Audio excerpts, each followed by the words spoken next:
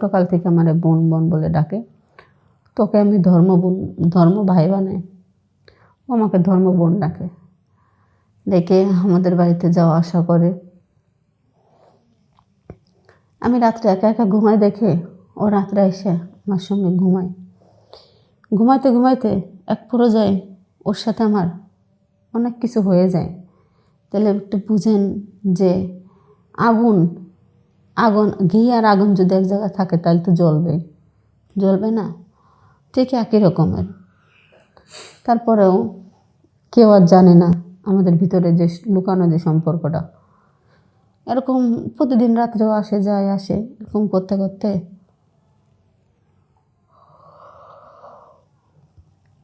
হঠাৎ একদিন আজকে আমার জীবনে কিছু বাস্তব ঘটনা তুলে ধরব। আসলে মেয়েরা কখন একটা সিদ্ধান্ত নেয় যখন মেয়েদের কোনো দিক থেকে খারাপ লাগে, কষ্ট লাগে, তারপরে কিন্তু মেয়েরা ঘুরে দাঁড়ায়। সহজে কিন্তু কোনো মেয়ে ঘুরে দাঁড়ায় না। তো আমার একটা ছেলে ঢাকায় থাকে আর আমার স্বামী গাজীপুরে চাকরি করে। মাসে বছরে একদিন আসে বাসায়, 2 দিন 3 দিন থেকে চলে যায়। ছেলেটা আসে মাসে 1-2 দিন থেকেই চলে যায়। তো একা একা ঘরে ভালো লাগে না। এখন কি করব, কিচ্ছু ভালো লাগে না। আমার নিজের একটা বোন নাই, নিজের একটা ভাই নাই। তারপরে আমাদের পাশের গ্রামে একটা ছেলে খুব ছোটোকাল থেকে আমার বোন বোন বলে ডাকে। তোকে আমি ধর্ম ভাই বানাই, ও আমাকে ধর্ম বোন ডাকে। ডেকে আমাদের বাড়িতে যাওয়া আসা করে। আমি রাত্রে একা একা ঘুমাই দেখে ও রাত্রে এসে আমার সঙ্গে ঘুমায়। ঘুমাইতে ঘুমাইতে এক পর্যায়ে ওর সাথে আমার অনেক কিছু হয়ে যায়। তাহলে একটু বুঝেন যে আগুন ঘি আর আগুন যদি এক জায়গায় থাকে তাহলে তো জ্বলবে না, ঠিক একই রকমের। তারপরেও কেউ আর জানে না আমাদের ভিতরে যে লুকানো যে সম্পর্কটা। এরকম প্রতিদিন রাত্রেও আসে এরকম করতে করতে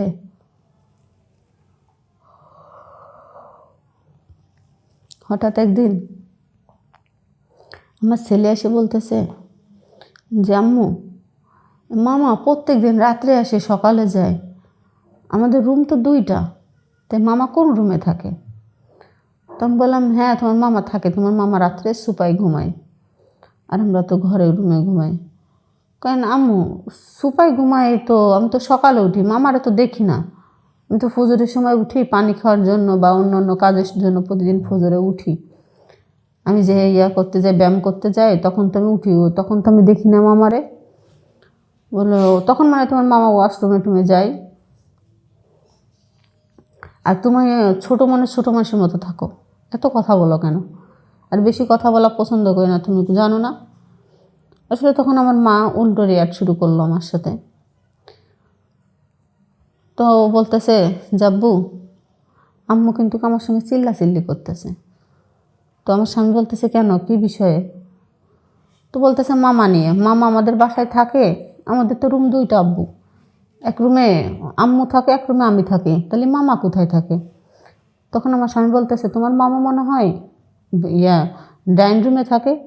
কয় না, ড্রয়িং রুমে থাকে না, ড্রয়িং রুমে তো প্রতিদিন ফজরে আজান দিলে উঠি, তখন তো মামাকে দেখি না।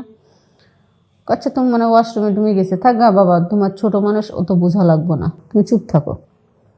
আসলে আমার স্বামী তখন তার একই কথা বলার পরে তার কিছুদিন পরে হঠাৎ একদিন আমার স্বামী বাড়িতে আসছে, আমাকে না জানিয়ে বাড়িতে আসছে। আসার পরে রুমের দরজা নক করতেছে, আমি দরজা খুলে দিলে আমার স্বামী সরাসরি ঘরে ঢুকছে। ঘরে ঢুকে দেখে যে ঘরের মধ্যে কেউ নাই।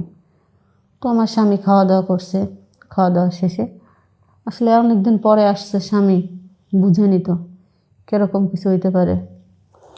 আমরা যখন ওইটাতে উন্মাদ হয়ে গেছি, ব্যস্ত হয়ে গেছি, মানে ওর পিছনে পাগল হয়ে গেছি আমি। আমার এত আদর করতেছে, এত ভালোবাসতেছে, আমি পুরো ফিদা হয়ে গেছি, মানে আমার কোনো সেন্স নাই। তারপরে আমার ভাই খাটের নিচে থেকে মানে কত সময় কাশ আটকায় রাখবে, তো খাটের নিচে থেকে কাশে দিছে। কাশে দিলে তখন আমার স্বামী বলতেছে যে কি কাশের আওয়াজ কোত্থেকে আসলো? তো আমি বলতেছি মানে বাড়ির পাশ দিয়ে কেউ যাচ্ছে, তাদের কাশ। কয় না, মনে হইতেছে যে আমাদের রুমের ভিতরে আছে কেউ। তখন আমার স্বামী আলমারিটার সব দিকে দেখতেছে, শোকেসের পিছন পিছন দিয়ে দেখতেছে, দেখে কেউ নাই, বরং খাটের নিচে তাকায় দেখে যে আমার ওই ভাই। তখন আমার স্বামী বলতেছে, হ্যাঁ বুঝতে পারছি তো, সেই কারণে বাবু কথাটা বলে আর কথাটা আমরা উড়াই দিই, এটাই তো বাস্তব। তুমি এগুলা কী করতেছো? সি, আমি তোমার থেকে এরকম কিছু আশা করি নাই।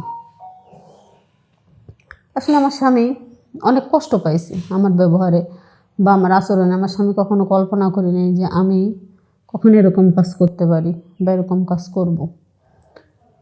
যাক, এটা বলে আমার স্বামী তখন আমারে দাঁড়ায়, আমার স্বামী আমারে ডিভোর্স দিয়ে দিল। তখন আমার স্বামী সন্তান সব গেল এই ধর্মবাহের কারণে। যদি আমি ধর্মবাহ না পালন করতাম, না ডাকতাম, বা ওরে যদি আমার বাসায় না আনতাম, তাহলে এরকম কিছু হইতো না। হ্যাঁ, আমার স্বামীর এখন চাকরি করছে, ব্যাংক ব্যালেন্সে টাকা আছে। আমি যদি আমার স্বামীর বাসায় নিয়ে চলে আসতাম, তাইলেও যদি বলতাম যে হ্যাঁ তুমি আমার কাছে থেকে কাজ করো, একটা দোকান নাও বা একটা অন্য ব্যবসা করো, তাও তুমি গাজীপুরে যাইবে না বা ঢাকাতে যাইবে না, তাহলে মানে আমার স্বামী যাইতো না। আসলে আমি টাকার লোভ করছিলাম, লোভ করে পাইলাম না টাকা, পাইলাম না সম্মান, না পারলাম স্বামী, না পারলাম সন্তান। আসলে আমি খুবই একা এখন, আমার পাশে এখন কেউ নেই। যেদিকে তাকাই সেদিকে শুধু মরুভূমি ছাড়া আমার জীবন আর কিচ্ছু নেই। এরকম করে করে এক পর্যায়ে আমি অনেক ভুল বুঝতে পারলাম। ভুল বুঝতে পারে আমি অনেক কান্নাকাটি করলাম, কিন্তু কখনো আমার স্বামী আমার কান্নাকাটিটা সে মেনে নিল না, বা আমার কথা সে পাত্তাই দিল না। তখন আমি একটা মেয়ে কী করব?